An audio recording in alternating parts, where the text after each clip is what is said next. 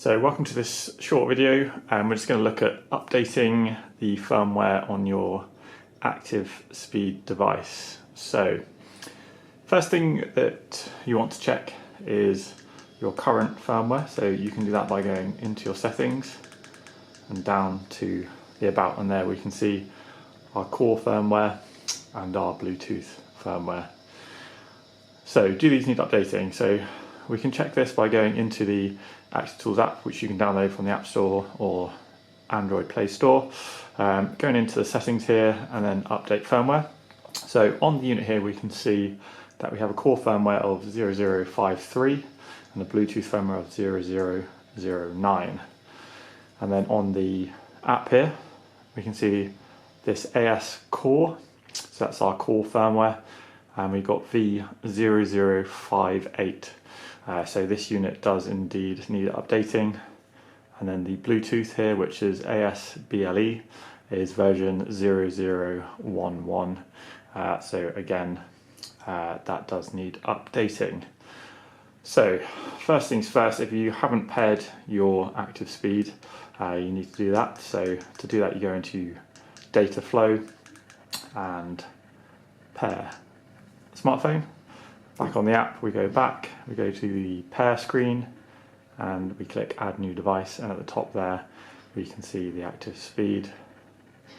So I'm going to add that, press OK. And then it's asking me for the PIN number, which is this popped up here. So 145434 and select pair. And we can see that has completed, so we press enter on the ActiveSpeed there. So the devices are now paired.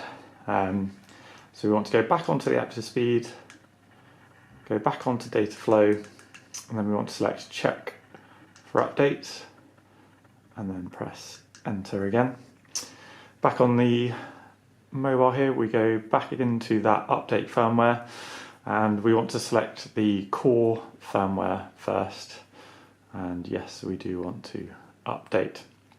So you want to do the core firmware first. We can see that's there now going. So you want to do the core firmware first, because if you update the Bluetooth, you will have to then repair your device with your phone because the settings will have updated.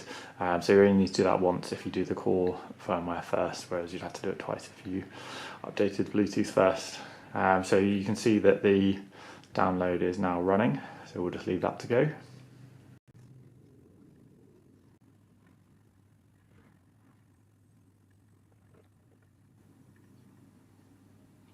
Okay, so the download has now finished.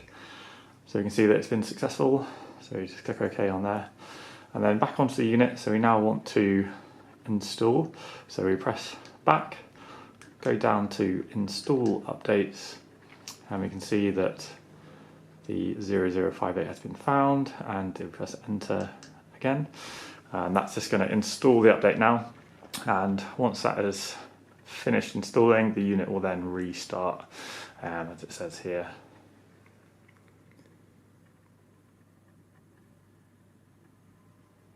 And there we go, so yeah, the unit has restarted. So that update is now installed, and we can check that by just going into the settings, back down to the about, and we can see that we're now on 0058 core firmware. So now we need to do the same but for the Bluetooth firmware. So we go back into the data flow and we want to check for updates. Just before we do that, we just want to go back to the pair screen. This just resets the connection with the app, and then go back into the settings. So we select check for updates, okay, and then we want to update the firmware, and this time we're going for the second one down, the Bluetooth.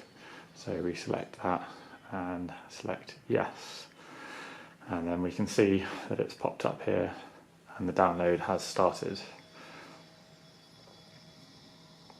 So we'll just let that download.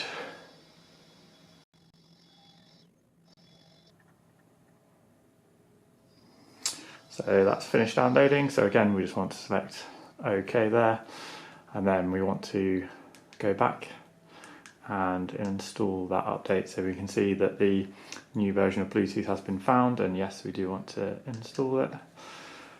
And that's now installing. So if you do get an error message when you go to install it, it might be because your battery is too low.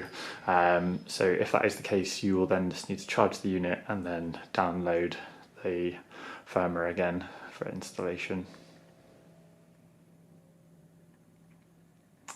And once this is downloaded, again, the unit will reset to install the update. So there we go, it's now installed. So as I mentioned earlier, once you update the Bluetooth firmware, you will need to repair the device because the Bluetooth settings have updated. So to do this, you want to go back onto that pair screen and you want to slide across and delete that connection. And then you also need to go, I'm just going to shut down that, you need to go into your Bluetooth settings and you can see the ActiveSpeed there, and you need to manually forget that device. And once that's done, you can go back into the Active Tools Dataflow app, select pair, back onto the unit here, Dataflow, pair a smartphone, select the device again, and then we just need to add the code 147539 and pair.